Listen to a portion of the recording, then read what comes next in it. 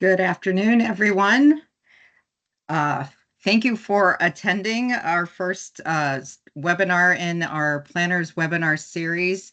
Let's give it a couple of minutes to make sure that we have everybody on board who would like to attend. In the meantime, I will let you know about our second webinar in our Planners series.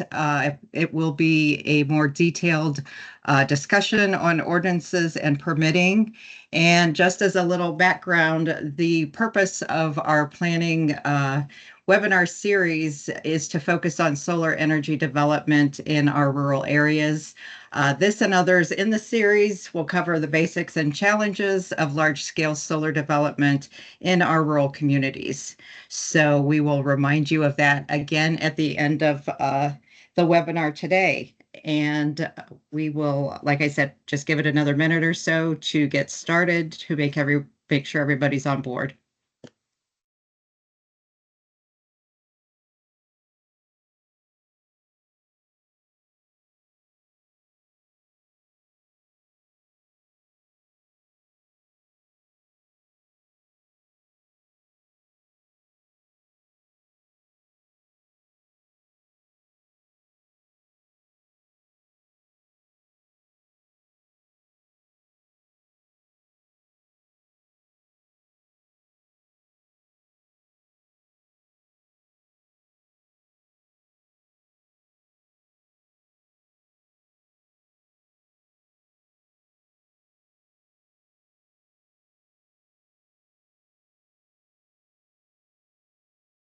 Okay, for time's sake, let's go ahead and get started with our webinar.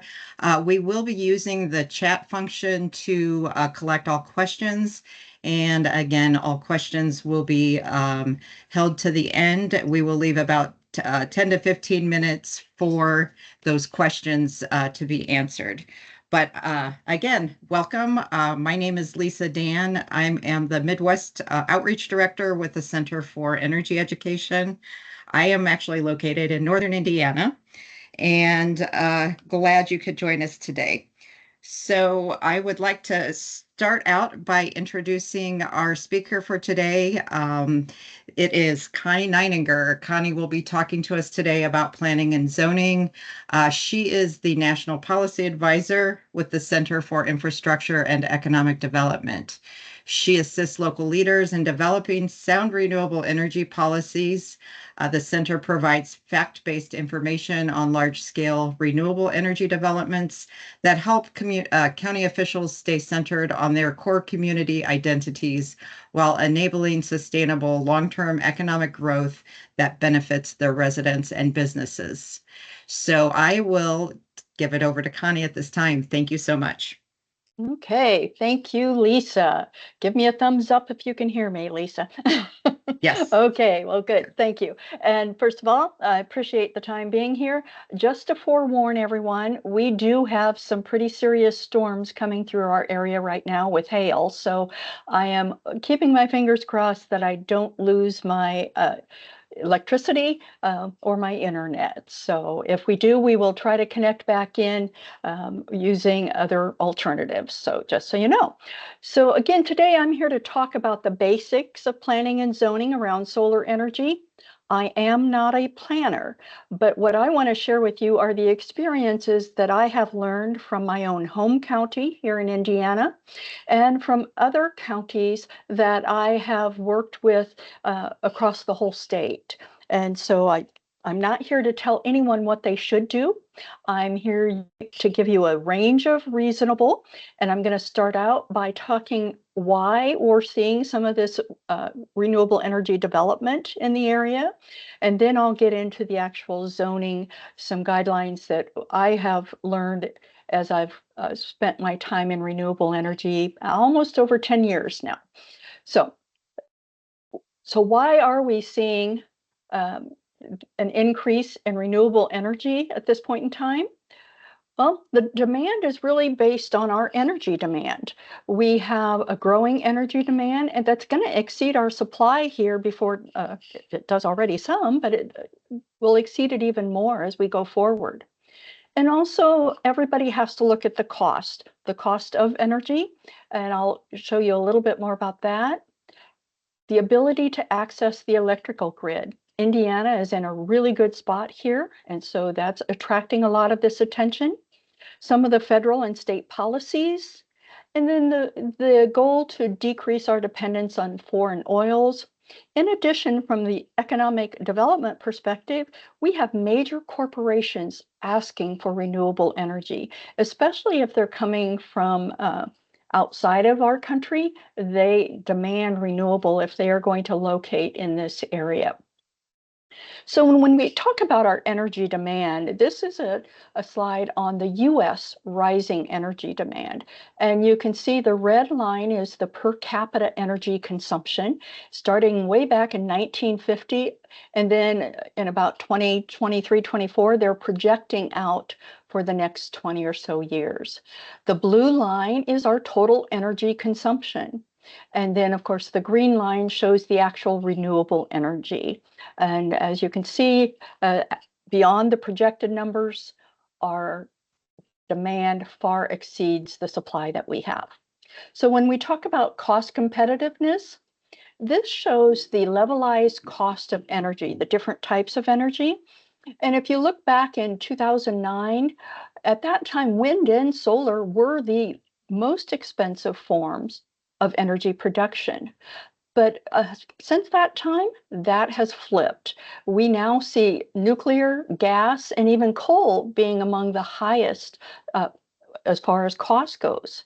And that levelized cost includes what it takes to build a facility, what it takes to maintain it, to buy your supply, your inputs, and then any maintenance, ongoing maintenance, and the cost of decommissioning a facility. So these costs cover absolutely everything. And then I've mentioned Indiana's in a pretty good shape with our energy grid. There's regional transmission organizations across the country, and each of those regional transmission organizations, RTOs, really determine who puts energy on the grid and where that energy goes. And so in some of these states' cases, such as Indiana, we actually have access to two electrical grids: the Mid-Continent Independent Systems Operator and the PJM, Pennsylvania, Jersey, which means energy produced in this area can cover pretty much the whole Midwest all the way out to the East Coast. So that is why we are seeing more renewable energy in the Midwest at this point in time. I had mentioned the demand, especially from major corporations. This is a list showing, the different corporations and their demand for renewable energy. You have Amazon up there as the top, Google, AT&T, McDonald's, Walmart, Apple, all the way up to Nucor Steel and Ball Corporation. So again, this is really leading the charge for renewables. So now I want to get actually into the site selection, tell you a little about the site selection process to really help us understand how we need to set up our zoning for these projects. So site selection has 5 key things that they have to look at. First of all, solar capacity. And anyone can go online and pull down the solar capacity maps. The National Renewable Energy Lab makes those available. Also, topography. You're not going to want a lot of hilly land or mountainous areas to put large scale solar. You must have willing landowners. And that's where Indiana, we've had several willing landowners that are signing up. And that is important because a development needs a critical land mass before they can determine if they have a viable project. And then, of course, most important is actually the access to the electrical grid. So when we're looking at the actual timeline for solar developments, I want to step back and tell you a little bit about how I got to where I am here, because back in 2006, we started getting attention from renewable energy developers. We didn't have a zoning ordinance for wind or solar at that point in time. And so we really had to start at the very beginning and figure out, how do we develop this ordinance? we were the second county in Indiana to have wind, and we're among the top in solar at this point in time also. But when you're looking at a solar development project, a lot of times you'll hear as a county official or a planning commission that, well, they've not told us about this project, it's been hidden. Well, that's because, like any economic development project, there's a lot that has to go on behind the scenes, which is good from a planning perspective because that allows us the time to set things up the way they need to be. And so just the planning and siting for a project could take a couple of years. And then they're actually going to get into the power purchase agreement, the transmission permitting, and the obtaining the financing for a couple more years. And then that's when it really starts to become a public project where they're starting to look at the site improvements, the plans, the zoning, and what happens within the community. And so it does give us a little bit of a time to prepare that, but don't wait around until you have several projects uh, knocking at your door. It's much easier if you start ahead of time. And so I'm talking a lot about Indiana, but every state is different and the standards vary by state. And so in Indiana, we do not have a mandatory renewable energy portfolio, and we do not have mandatory standards. We encourage consistent standards throughout the state, and we actually have a regulation set up that if a county is designated renewable energy, it makes them eligible to receive incentives from the state. I will have to admit, though, at this point in time, we don't have funds in the budget yet for those incentives, but that's what our state is working towards. Michigan is actually permitting granted to the state unless a county government actually adopts compatible renewable energy ordinances. So again, we understand the need for local control, and Michigan does too here, but if you're going to stop progress, then the state is going to step in this case. Ohio, also the state has authority over siting, but they do have a board that they ask for local representation to serve on that board. And a county can restrict areas. So if you know there's an area from your town that is growing, you want to make sure that a solar project doesn't get too close. And that's okay in Ohio. Illinois, they allow counties to set up their own standards as long as they are not more restrictive than the state standards that they have set. And then Wisconsin, for example, any project over 100 megawatts is under the state permitting guidelines. So when we start talking about the zoning ordinance, the zoning ordinance is about land use, not economics. But how the zoning ordinance is drafted may impact the economics of that county far beyond just this one project. And so that's why it's important for the counties to really take some time and understand what that means, whatever they put in that ordinance, what it means to further development. So when we're talking about the ordinance development process, we want to be prepared. So the best thing is, these projects are coming down the line. Don't wait for one to show up. Go ahead and start developing your ordinance now. The best way is to form a task force to work on it. Research other communities. Our county was one of the first in the state, actually the second in the state, to develop renewable energy projects. We are more than willing to share with other counties, what worked, what didn't work, sort of the good, the bad, and the ugly. You'll be willing to share, and most counties are, and most county officials are. And then one important thing that a lot of times we forget is consider your current zoning districts and those restrictions. So if you have an industrial zoned area, what is the setback on that? And stop and think. For industrial, especially if it's heavy industrial, you're going to have a lot more traffic every day. You're going to have no noise. You're going to have potential odor and sound.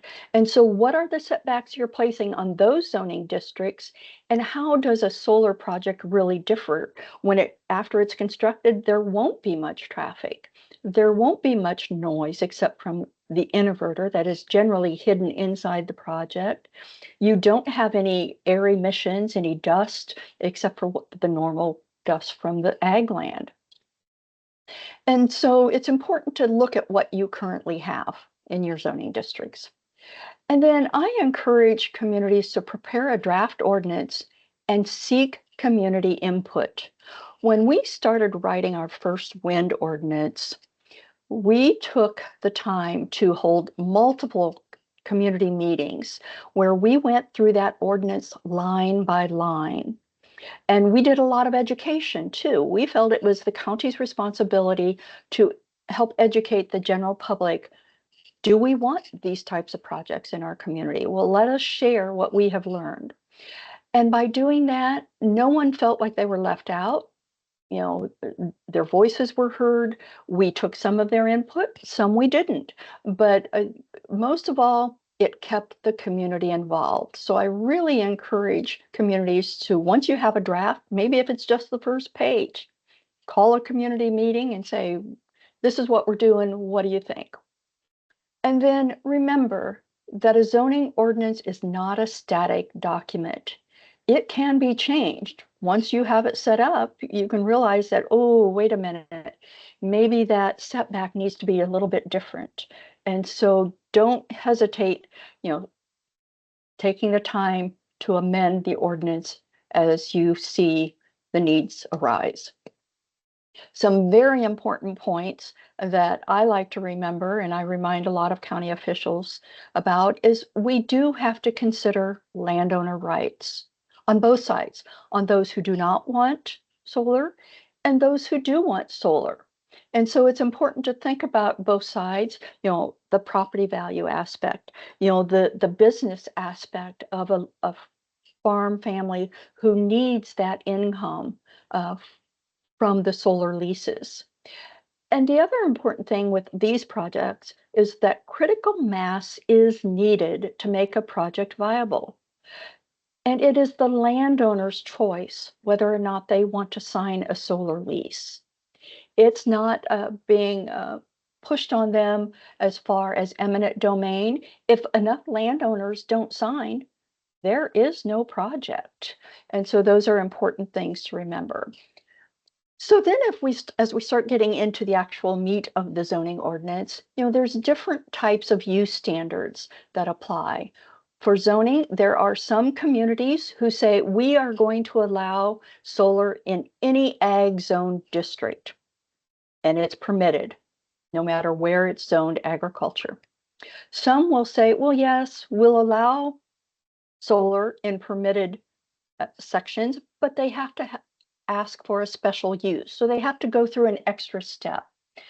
White County here in Indiana actually started out that allowing all wind projects and solar projects in the ag zoned areas. They have since looked at that and amended some of that. And then could be some permitted with conditions, certain conditions that must apply. Some counties are even rezoning the whole district that they are going to allow for solar. It's a process. They say, okay, if you want to put a solar in this area, you need to request a rezoning to a special zoning district. The challenge with that I put before you is, with solar especially, once a project is no longer needed, that land can be returned back to agricultural lands. So by changing that zoning, you're putting basically extra work on the landowner that if they decide to not re-up their lease, they're going to have to come back and ask for another rezone. So something to think about in that. And then some communities are leaving all the zoning as is, but they're putting special solar overlay districts over the top of that with certain restrictions. So there's different ways that everybody sets up. And again, take a look at your current ordinance and how you handled certain things and use that as an example for a solar ordinance also. So then there's certain language that really needs to be included in a zoning ordinance for solar. The type of solar. Is it commercial? Is it non-commercial? Is it community? Is it private? And so that has to be defined very clear. What do you class as commercial? Is it going to be by megawatts? Is it going to be by acres? If it's going to be a community, so we have a lot of municipal utilities here in Indiana, and so they may want to develop their own solar power, which works out well. But again, define that in your ordinance. When you're talking about setbacks, remember to list the beginning and the end point. Don't just say, we want a 100-foot setback for a house. Okay, are you talking about beginning at the house, the foundation? Some say even the eaves. Are you going to the fence? Are you going to the actual first panel? Again, spell that out very clear within your ordinance. And then there are some things that you need to have done before any permitting is completed. So I'm going to kind of jump one here and talk about the clear process and timeline, because some counties require that they receive their special use permit or they zoning change, and they may automatically have their building permit and be ready to go. Well, I encourage counties to have the zoning in one area, but then have a process for the zoning permit or for the building permit, or what they call improvement location permit, and make sure there could be a review board that looks over that application before they issue that improvement location permit. But before that is issued, there should be a road use agreement, a ditch maintenance, usually combined with the road use, an EDA or an economic development agreement. Some communities are now calling those community benefit agreements, and a decommissioning package. And in solar, you'll also have a vegetation program that will come into play. And the other thing with any type of setback or restriction, you may want to consider if they have the right to waive and who's going to give them that authority. So if you have, example, a 100-foot setback on a property line, but the landowner owns all the property around him, and he says, you know what, I would rather have you put the solar up right up next to my property line, because then I'm not losing any ground that I have to worry about farming. The solar is going to take care of it all. And so that landowner who owns that property today may want to waive that setback. And so make sure that's spelled out in your ordinance, who can waive and who's going to approve that waiver. And then again, back to the clear process and a timeline spelled out for the beginning to the end of a solar development. So other things to consider within the zoning for solar. The setbacks, as I already mentioned, not only spelling out where they start and where they end, but you can have different setbacks if they're participating landowners. So in other words, they've signed a lease with a solar developer. A non-participating landowner that doesn't want to sign a lease, but they're sitting right next to it. And again, that right to waive is important.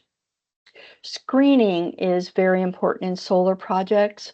And so a lot of times developers will put their own fencing in, but the community may want a certain type of fencing. And we'll talk about a little bit more of that here shortly. They may want trees and shrubs, or they may want berms around the solar field. And then on the vegetation, they've got appropriate seed mixes that need to be spelled out. Again, asking for local input and talking about a maintenance plan. If you're planting something under those solar panels, who's going to take care of it? Who's going to mow it? And then agrivoltaics. Are you interested in having pollinators with potential for raising honeybees, or growing specialty crops, or grazing livestock? So now I want to go a little bit deeper into each of those items. So when we talk about the setbacks, again, consider setbacks that you have listed in other zoning districts. If you have a 100-foot setback from an industrial manufacturing facility to a house, why are you asking for 300 or 400-foot setbacks from a solar field? when you're not going to have the same type of disruptions. And when you're talking about distances, you can have setbacks identified for dwellings. We've seen some with other structures. I don't quite understand that as much because a lot of times if they're barns, they might be storing equipment. So what's the difference with that? Dwellings are by far the most important. There's distances from property lines, from roads. And again, spell out, are you talking about the edge of the road, the center of the road, or the right of way on the road? And then if you're a community with lakes or streams, which we have a couple of lakes here, or rivers, how far do you want them to be back from those lakes and streams? In most cases, I see some as high as a mile from lakes. And then, of course, parks too, and schools, those all come into play. And make sure it's defined well enough so it's going to be easy for you to measure. And then, of course, make sure it's enforceable. If you're setting guidelines in your ordinance that you're never going to be able to enforce, why include them in there? So now we want to dig a little bit more into the screening. So when we're talking about fencing, you really should spell out what type of fence either you allow or you don't allow. A lot of communities say we don't want barbed wire or razor wire fencing out there, because it could hinder wildlife or it could, hurt anyone who's might try to climb over it, which they shouldn't. The height of the fencing is important. A general height is 6 feet tall, but I've seen some communities that have actually decreased that and some who have increased it.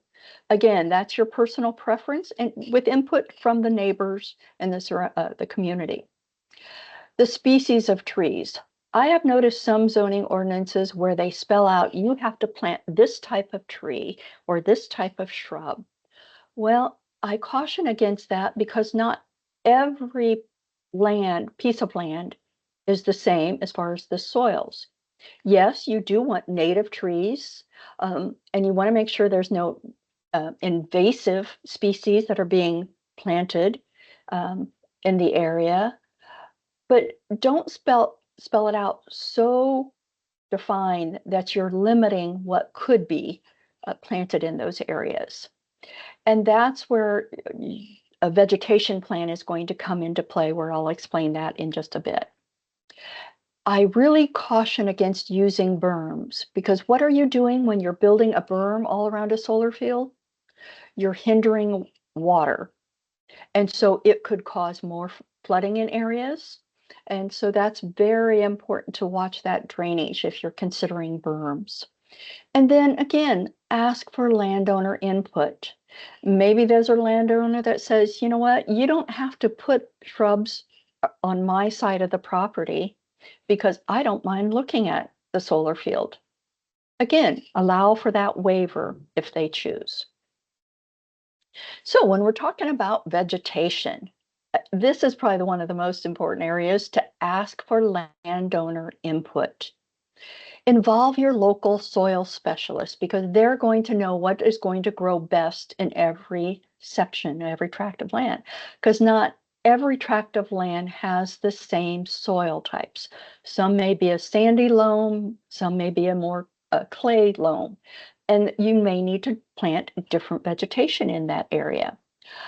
I recommend pre-seeding before they even start building a solar, before they drive the first truck in there, but you've taken your crops out, ask them to pre-seed with that vegetation mix. It really helps set the root system and it helps with dust flying during the construction phase. They will have to come back in and reseed, but it really does make a difference. And again, don't be overly restrictive on the type of seed mixes that are going to go in there because it could be different for every tract of land, depending on if it's a lower, water-based area. And then ask for the maintenance plan and make sure you get that before anything moves forward. The other important thing that we're seeing here in Indiana now is agrivoltaics. There may be some landowners who say, you know what, I would love to start raising honeybees. And so if you could plant pollinators in this field, that would be great. But you need to have, just to plant pollinators for the sake of pollinators, it's important to realize most corn and soybeans out there don't need pollination. So what is the purpose? Is it just going to be a big flower bed? So something to consider. Um, is the developer or the landowner wanting to graze livestock? We actually have almost 3,000 sheep grazing under solar panels here in Indiana, in the northern part of the state now. Believe me, they do a phenomenal job of eating down that vegetation. And so, again, what does the landowner want? If there's a setback area, is he going to want to continue to plant corn? Or maybe he'll want to consider a specialty crop in that small tract of land. So again, remembering livestock grazing is vegetation management, and it helps if you know that up front. So the communication with the developer, the county officials, and the landowners is very important, and be flexible. The two fields that I am most familiar with, solar fields here in this area that have sheep grazing, they didn't start out thinking about putting sheep in those solar fields, but they were able to modify the vegetation mix and then bring those in after the development of the solar field. So again, if you can do that ahead of time before they start building, it makes life easier for everyone. Okay, so a couple of other things to think about when we're looking at the zoning ordinance: the height of the panels. As technology improves, the height of some panels may increase. And so if you put a limit on, and I've seen some limits of 15 feet, that might have worked for some of the older panels, but now we're seeing upwards of 20 feet for the height of the solar panels, because they're increasing the size so they can produce more power on less land. The cabling. Do you want underground cabling or above ground cabling? I will tell you, if it's underground, it's going to be easier to mow if they decide to mow that field, solar field. If it's above ground, you have to stop and think of how are they going to mow and keep that vegetation under control. Sound level limits is another thing that really needs to be in a zoning ordinance. But again, be realistic. Check and see what the sound of your air conditioner condensing unit is that's outside your home. And stop and think about that. What we see is an average of this 50 decibels on average, like I said, and usually that's from a residence because that's the one that's going to make the most difference. You don't want it to be any louder than what things you already have in your home, such as your refrigerator running in your kitchen, like I said, your air conditioner unit. And when the one thing in a solar field that makes the most noise is going to be the inverter. And generally, the developer is going to place that inverter in the middle of a field, the farthest away from any house. And so the other thing is generation. As long as it's generating power, everything's good. But what if something happens and they stop generating power? Maybe it's a storm that came through. We actually had a tornado go through one of our solar fields here last year. It didn't really do much damage to the solar panels, the tornado itself, but it damaged surrounding buildings that then sent debris into the solar field. And so how long are you going to leave those panels up there not generating power? And when does that decommissioning kick into place? And then when you do decommission a project, you need to specify in your ordinance how far down that you want them to remove all the components, especially if there's underground wiring. Generally 36 inches below ground level, all components should be removed. Now, the important thing to remember with solar, they do not use concrete or stone to put the racking system in the ground. It's just pile driven in. Now, the main thing that has concrete is where the inverter pads are. I've seen some where they want 48 inches below ground level. Again, talk with your soil specialist, talk with your landowners about that. Signage, to make sure that people know, who to call if there is a problem. They usually put a sign outside the fence on those areas. And then also to think about repowering. Again, as technology improves, they may have single facial panels where they're just collecting the photons from the sun on the top. Well, now they have bifacial panels where it can actually collect the photons as a reflection from the ground and produce more power. So as technology changes, they may want to come back in and repower that project. Well, that's a time when you need to stop and think about the roads, and the ditches. Are they going to have to change anything? And how many trucks will be driving down that road? And then glare. Now, one of the things I caution about this, a lot of people say, oh no, the glare is going to, just disrupt the airplanes flying over. Well, let me give you a point to think about. If there is glare coming from a solar panel, that means it is not absorbing the photons and producing the power. So most of the panels are made to where they do not have a glare. That's why you see them, they're almost black. And so that's something people think a lot about the glare when it's really not as big of an issue as other things. I mentioned about agrivoltaics, and I want to just again explain a little bit more because we've got a lot of research going on. Like I said, we have sheep grazing now, and they do rotational grazing. They actually put electric fencing up and they don't let them free range over 1,000 acres. They hold them to a certain area, let them eat down the vegetation, and then they move them to the next area. And so again, this is a negotiation process. Does the landowner want to start uh, raising sheep? Or maybe he already did. We have one landowner that did graze sheep here previously, and he says, I'll sign a lease for the solar as long as you let me put sheep under there. Melons, watermelons, cantaloupe grow very well under the solar. They like that little bit of shade. So think about anything that's hand harvested. Now, the other thing to think about if you're going to allow crops, specialty crops or fruits, is you're going to have to allow people in there, that solar field, to actually harvest it. So maybe look at growing those specialty crops outside the fence in the setback areas, which is great. And again, the honeybees, they don't have to be right inside the solar field. They can be on neighboring property.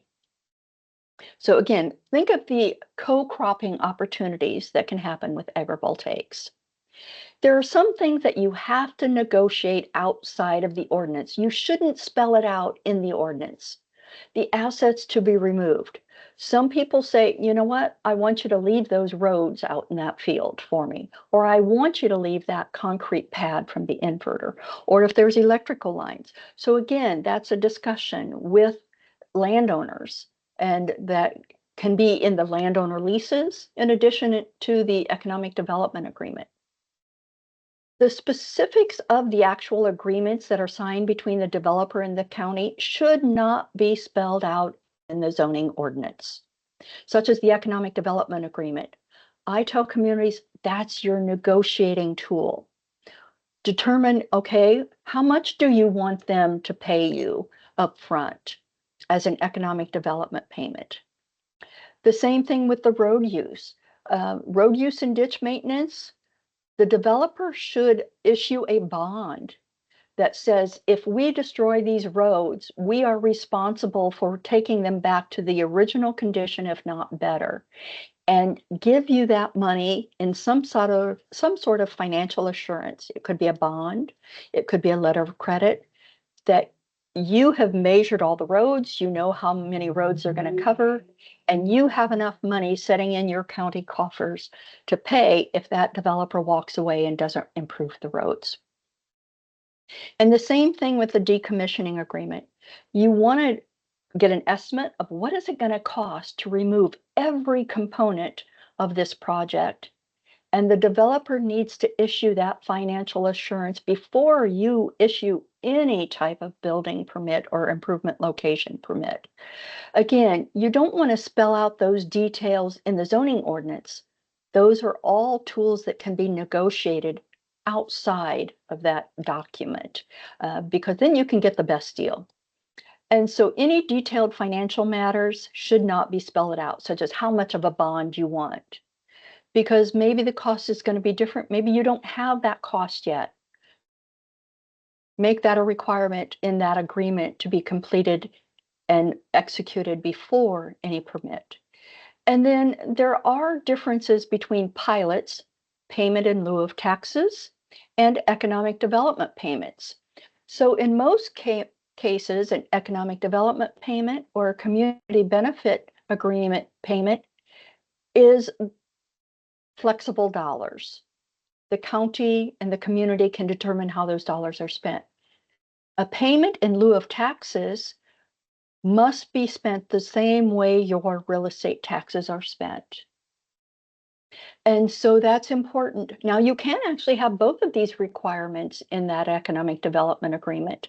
What we see happening here now is there's an economic development agreement negotiated, and then they put a pilot clause in that agreement also that says, if our state tax laws change, you, the developer, agree to continue paying real estate taxes to our county at a predetermined rate or the last known rate. It helps the county. And we actually have that situation happening right now in Indiana, where there's potential changes in the tax rates and what the counties are going to receive. So those pilot clauses within the economic development agreements are going to be very, very important. So again, these are the important agreements: the economic development, road use and ditch maintenance agreement. And again, that ditch maintenance to make sure that if they're cutting through a ditch, they're going to repair it. The vegetation plan, how is it going to be maintained? Let the developer present a vegetation plan to you. And again, use it as negotiation to where they're spelling out everything, the seed mix, the type of shrubs, how it's going to be maintained, if it's going to be sheep grazing or if it's going to be mowed, and how often. And then the decommissioning plan, again, spell it out to where everybody knows, what's going to happen if this project is no longer producing energy, or if it's the developer walks away and the county is left with it. That's why it's important for the county to have that decommissioning plan to help protect the residents, that the county can then hire one contractor to come in and remove all the components and pay for it with the bond or financial assurance that's already in place. So there's some resources that are out there. The Center for Infrastructure and Economic Development that I work with has ordinances, not just from Indiana, but from around other states that you can go to our website. Purdue is doing an ordinance inventory of wind and solar. They have one that they did a couple of years ago. They're updating that this year. And so it's available for anyone to use to look at every county out there. And in other states, check with your land grant universities and your American Planning Associations. They may have resources available for you to look at, to compare to other ordinances. And don't just look at the documents, but talk with the county officials and the landowners, how it worked for them. This is from Michigan State University. They have a planning and zoning solar energy systems guide for Michigan local governments. Indiana has a model solar ordinance that was developed through the IU Environmental Resilience Institute and the Great Plains Institute. And I know the Great Plains Institute has worked in other states and developed such ordinances. But I do caution people, don't just take a model ordinance, white out the name and drop in your county name. Every ordinance needs to fit your community. And so look at every aspect of it. So I want to leave you with a couple of thoughts here. Actually, one big thought is renewable energy projects are economic development projects. They increase the assessed valuation in the county.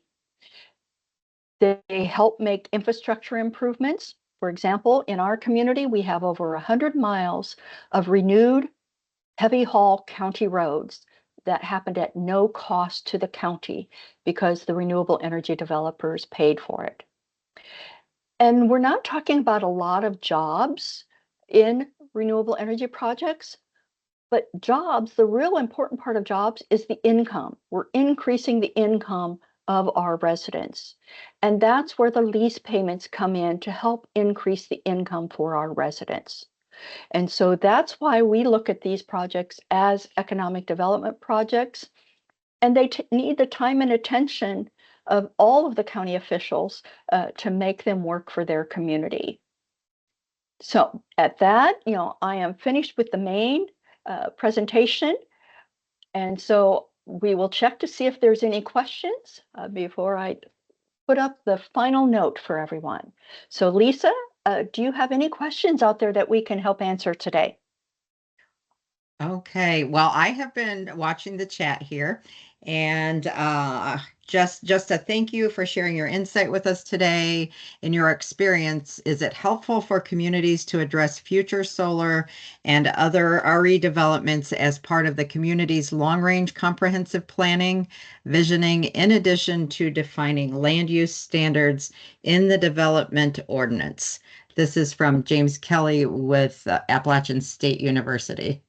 James, you hit the nail on the head there. Yes. And the challenge is most communities' comprehensive plans are outdated. And so, a lot of them say they have to protect agriculture. Well, what is agriculture? It's producing, you know, transportation fuels. It's producing electricity when you're taking a look at, what's biomass, where they're running the manure through anaerobic digesters. In Indiana alone, we have 43% of our corn crop goes into the ethanol industry. And so when that comprehensive plan was written years ago, they just thought of the tractors and the combines out there running through the fields. Things have changed and farmers need to change. So what I encourage people to look at their comprehensive plan and be flexible. And again, remember, a comprehensive plan is a guideline. It's not a rule. And so, yes, that is definitely an important part, but you need to understand that it needs to be updated just like your ordinance. Perfect. Okay, I see no other questions. Does anyone else out there have a couple of questions for Connie?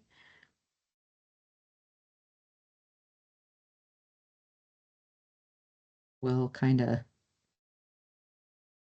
sit here for just a minute.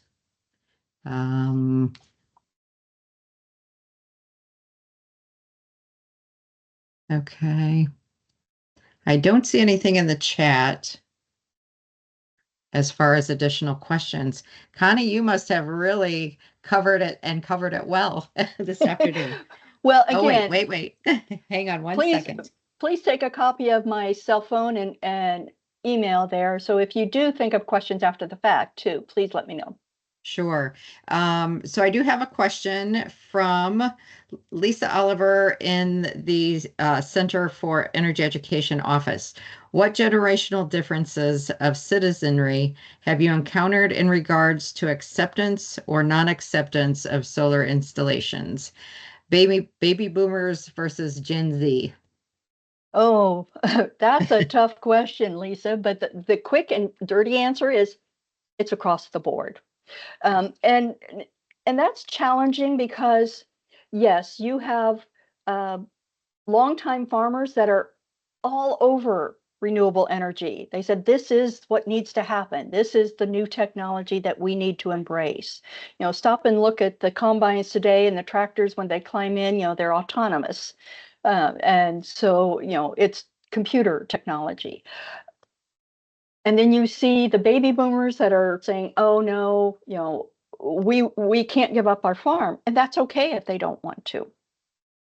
But then some will say, "Oh yes, we encourage it," and then you will see them bring in the youth to plead their case, and that's where I question, is it the youth that's really against the renewable energy, or are the parents just trying to bring them in to help plead their case because everybody listens to the youth talk? I mean, we're excited to have them involved. So yes, it's across the board, from youth accepting it to youth denying it and being opposed. And then also the same thing with every age group. The challenge is what we are seeing happen is with the farm community, it's an aging population. A lot of the next generation are not wanting to come back and farm in the same way that mom and dad or grandparents farmed. And so mom and dad don't want to sell the farm though, because they need the income. So what they will do is they will sign a lease in hopes that the grandchildren will come back to farm. And that way it will still be there for them. And so, yeah, so it's definitely all across the board. Good question, Lisa. Super. So Whitney Sessoms, Whitney is in our office at the center, and she is kind of, she's working with all of our summer interns. She said, would you be available to have a virtual meeting with the interns? Sometime they're here until the end of July. Be happy to. I love educating, and that's the thing.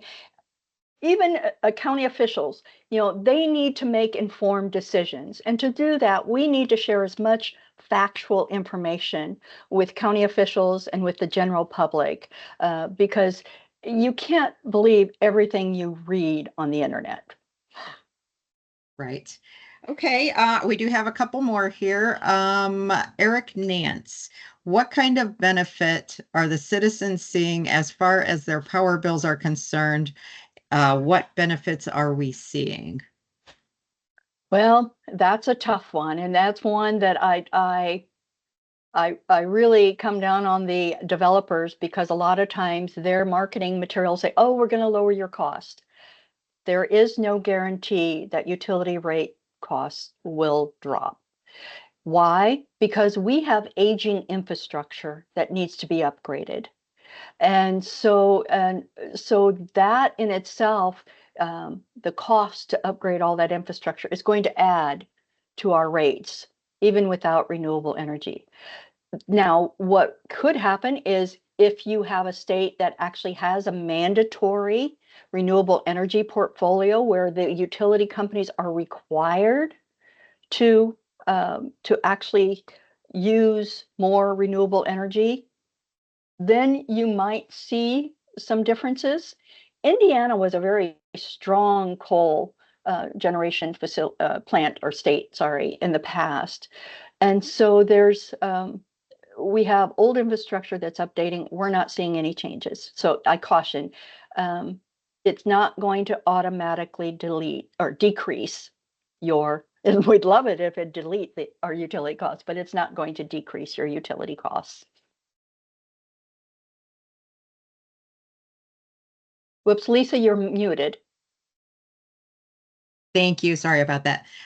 We have another question from Dervin Spell. Are there examples of the agreements and plans needed for solar farms that can be reviewed? Good question, Dervin. Every one of those documents are a public documents. They have to be approved in public meetings. So here in Indiana, every county has them published on the county's websites, or you can call the county commissioner's office and get copies of them. Yes. Okay. This one, I've seen this one maybe a couple of times. I've tried to answer it myself, but can we get the charts in addition to the recording? The links listed on some of the slides look very helpful. Yes, we can put it out to those who have participated in this webinar. I'll have to send you a special PDF on that, but we do ask that you not copy and share it with anyone else beyond those who are on the webinar. Okay. Eric Nance, how much energy does the solar farm direct back to the power grid? Is there a percentage? Oh, that's basically what they call the capacity, the reliability. It is not 100%. And every area is going to be different because it depends on the weather a lot of times. Although the solar panels are still producing power, even if it's overcast. So the capacity factor is probably less than 50%, but it varies depending on the location and depending on if they're single facial or bifacial panels. But no, again, that can be misleading. It is not 100% factor. Right. Okay. I believe that is all. Whitney Sessom says, thanks, Connie. And a lot of Mosine, thanks, Connie. Awesome presentation. And thank you very much. And we appreciate you taking time today to be with us for this first webinar in our planner series. And just as a reminder that I mentioned before we started, our next webinar in the planner series will discuss in more detail ordinances and permitting. Will be held on Tuesday, July 22nd from 12 to 1 p.m. Eastern Time, and we will be getting a registration flyer out to everyone in the near future. So we appreciate your time today, being with us for our first webinar in the series. These will continue monthly for about the next 6 months. So please reach out to any of us here at the Center for Energy Education or Connie Neininger with questions if they come up. Again, a recording of the webinar will be provided at the end of this webinar. You will receive an email link, I believe is how that will work. And feel free to reach out to us anytime with questions you might have. And we hope to see you again on July 22nd for our next webinar. Thank you And very much and have a great afternoon.